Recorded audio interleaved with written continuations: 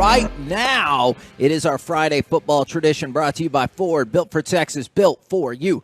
Dallas Cowboys owner and general manager Jerry Jones, good morning, sir. Hey, man, good to be on with you, Kevin, Corey, Mike, and, man, I just, in a way, I can't wait. In a way, I'm just so really curious, excited about what we're going to see. Now, we saw Travis Kelce wasn't able to play for the Chiefs yesterday, and injuries are just part of this game. I was curious how we feeling about Tyler and Tyron Smith going into that Sunday night opener. Well, they are suspect. Probably Tyler a little more than Tyron. Suspect. Those things we wait till game day. A lot of people say, why the ambiguity? Well, obviously, soft tissue type injuries. You see how they practice. You see how they rehab during the week. And then, believe it or not, you walk out there on game day and they go out there and try it out. And if it works, they're playing. If it's not ready to go or risk further injury, they won't play. So we don't know until we see them. Is it – I've always been curious about this, or I guess the last couple of years. Do you feel like counting on Tyron Smith as a starter is a flawed strategy at all, given that he's been injured quite a bit the last few years? Not at all. I'd rather have him as a starter with a good plan for backing him up if he does have reoccurring injury. I'd obviously rather have it that way than not have him there and available to us as a starter. He's certainly worth it.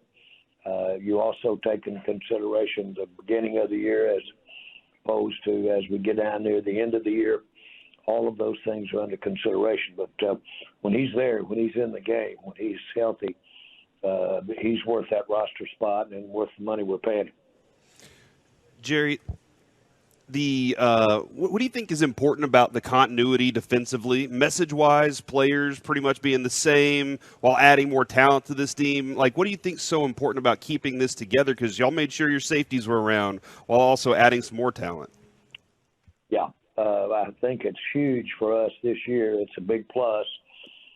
These guys, the nuances of literally knowing with experience, a lot of experience, where the help's coming from, how it's going to get there, what you're on the page for. We all know how you draw it up, but how does it react under different circumstances that the opposing offense will present? All of that lends to the more you've been out there playing together, the better you can play. And so I think it's a big deal. I really think we're going to benefit from that.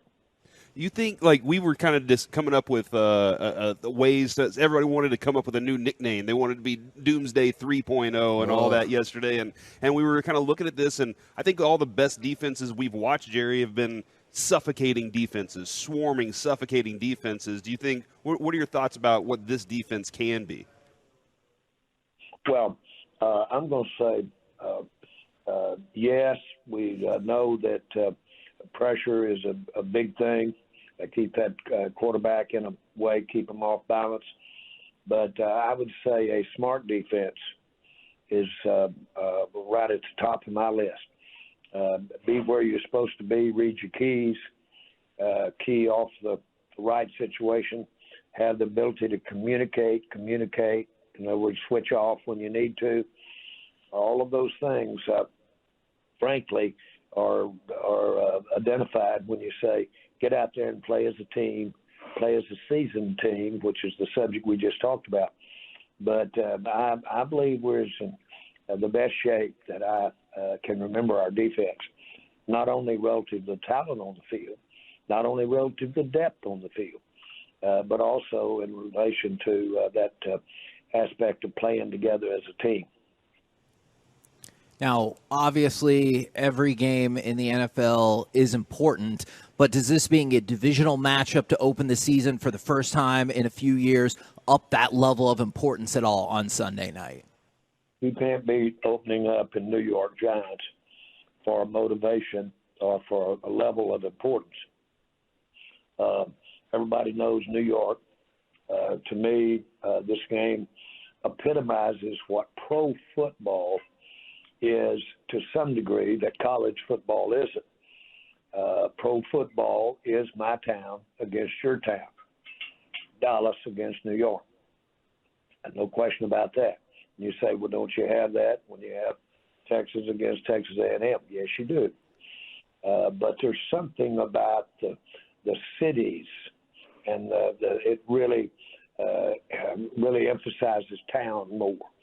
And I think one of the most important part, and I know this sounds trite, of everything the NFL is about is that you don't play each other often, at most 2 times a year.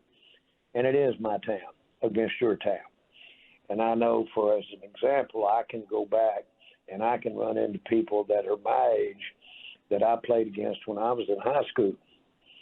And we still are talking about how we won that game when I was in high school against North Little Rock and Little Rock. And so this stuff counts. I think New York, anytime we play New York, it's a big game. Was there any game you lost in high school that still bothers you to this day? Well, we lost more than I wanted to lose, and absolutely there is. And the same thing in college.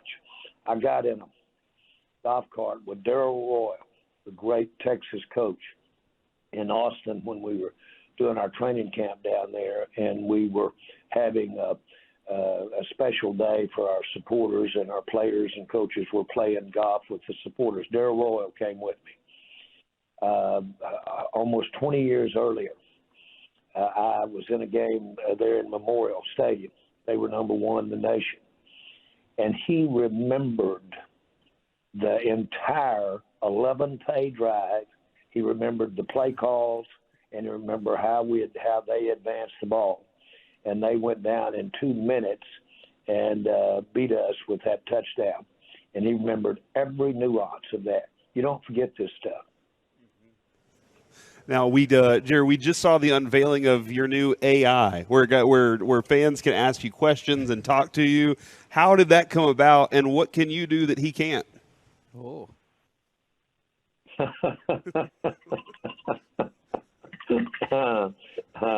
I'm not sure what he can do, so I can't answer what he can't do. I can do. I'm not for sure. And I know this. I hope that all that I gave and all that he can read and see is all that he knows. Surely this AI thing hadn't gotten to where it can go in beyond anything anybody's told him or shown him. Mm-hmm, mm-hmm. Do you have any I'm anxious to figure him out. He may have some stuff in there that's news to me. I don't know if I'm ever going to have this chance again. Are you concerned at all about AI as a general concept? Because every science fiction movie I've ever seen has let us know that AI is going to be the downfall of human society. Yeah, I'm really not. I'm really, really not. We've all been through technology, but let me tell you, my grandmother died when she was 105. Wow. And, of course, she lived and saw no airplanes, and then she saw airplanes. And so I was just mesmerized by her when I would talk to her to think that she had lived through times when he didn't have planes, no airplanes, and lived through all of that. And so that really showed me that as human beings, we're going to see something years ahead that we're just completely foreign. And I'm being trite when I say that. No, nothing surprises me about what we're able to do. Certainly technology-wise, but it doesn't surprise me about most things at all. What are your expectations, or I guess maybe what are realistic expectations for Tony Pollard this season? Because obviously y'all will be counting on him, but this is a huge season for the future of his career, both play-wise and financial-wise. Well, let me tell you, what I'm interested in is getting everything that Tony Pollard has for this year for the Dallas Cowboys. Not that I'm not thinking in future years, but what I'm concerned about and worried about is the first down he's going to make to help us beat the Giants. Not from the standpoint of any bigger overall picture. I'm aware of it. I think about it. I try to look around corners in anticipation of it. But, boy, what I'm interested in is to see him use that acceleration and make some plays against the Giants that beat them up there Sunday. Now, Jerry, nationally, Mike McCarthy is quote-unquote on the hot seat, which we around here are kind of like, okay, that's interesting. But this morning, Sean and RJ did ask him, and he was like, look, it comes with the territory. When you in the past have made coaching decisions, what's been in your mind the biggest reason? Was it how the team responds to the coach? Was it the record? How far they got in the playoff? What's the thing that you base seasonal success on for coaches?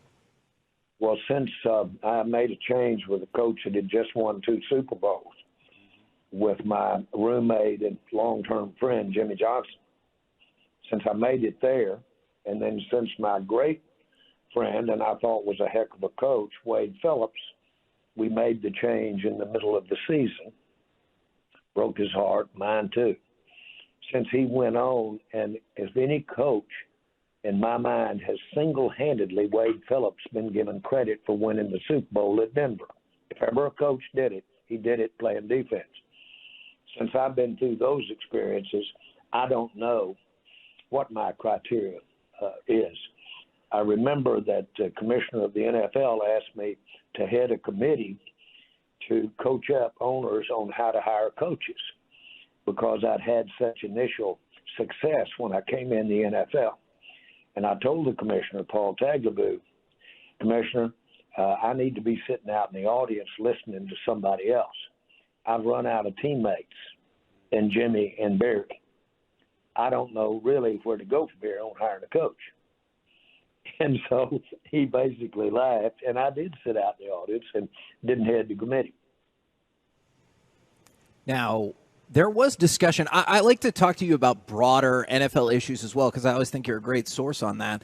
There's been discussion about an NFL Plus exclusive game at some point in the future. We've already seen Amazon exclusive Thursday Night Football last year and continuing this year. Is it only logical that we're going to see more and more NFL games move to streaming when future media right biddings is up? Well, it's not unlikely. It's not unlikely. What is an assurance is that the most the most eyeballs, not the least eyeballs, not necessarily the greatest way to a high-paying audience for a specific game. The most eyeballs is where you're going to see the NFL. There's no question that our strategies over the years to keep it open to what I call free television, broadcast, or the equivalent thereof in the future with any mediums. There's no question. It is proven beyond a doubt that the more free and the easier it is to get to our best ball games, the more our game grows, more fans we get, and we build that way. So I'm not answering your question direct, but I'll assure you it won't limit exposure to any great degree of any games, which what comes to mind when you think about a narrow look at a game, a critical game in the middle of a year, somehow zeroing in on that. It's a broader picture for the NFL. When I look at the Joe Burrow signing a pretty significant contract, and I look at Micah Parsons, and I look at Dak's situation coming up too, and Nick Bosa just signed a pretty nice contract as well. When you see those numbers going up, do you go, you know what? That's just the price of having good players in the NFL. What's your thoughts on their contracts going up and your guys and how you look at them? Yeah, I didn't let you finish, but boy, do I love to have the problem or the challenge. I do love to have it. And it's great to think about what's coming for Micah, not necessarily in a contract, but just what's coming, which we must take this and help it get us to a Super Bowl. That's what it's all about. And we've had some players come through here, Tony Romo being one of them, that we should have been in the Super Bowl with, and I didn't do a good job. We didn't get there. So here's my point, is that I look at it from that standpoint. Our system, though, does require, period, that any dollar one player gets, it's a dollar another player doesn't get because we have a limit. And so when you go hard at any position, then you have to go young or go less at other positions. that's the art of the deal. Now, you said on Sean and RJ on our station on Tuesday, and we've heard this from you before, that you expect Dak to be here for a long time, and I totally hear everything you're saying about the cap. I'm curious, if the price of quarterback continues to go up and you believe Dak will be here for a long time, does it not make more sense to try to get that extension done right now at a rate that might look good in 2 years? Unless you'd have to cut 4 players right now to do that right now. And no, I want to use those players this year to win now. When you look at this wide receiver room, CeeDee Lamb and having Brandon Cooks right next to him, Michael Gallup, and even seeing what Jalen Tolbert did, what kind of passing do you think we're getting from this offense this year? Oh, I think we're dramatically improved. I like the way we're going to be throwing the ball, the how we're going to be doing it. And we needed some work. And it will help Dak. It'll protect Dak in terms of just getting the ball out quicker. When I look at that, and then I look at the makeup of bringing Cooks on, we had Lamb, and of course we just that was additive. I'm giddy about it. Cooks is one of the outstanding receivers in my mind that we've had. Now, I'm sure you'll see him before then, but just in case you don't, we're going to have Stephen Jones on in 2 hours. In case you don't see him, is there anything you want us to ask him for you? Ask him if he's going to give me a raise. Okay. I'm running short. All right, on it. Well, we appreciate the time, as always. Can't wait to see and listen to the game Sunday night. Hope y'all go out there and take care of the Giants, good sir. Well, he's got me on a short lease financially, and I've got a lot of overhead. Talk to him about that. Okay. All right. We'll take care of that. You take care of the Giants. Deal? All right. Great to be on with you guys.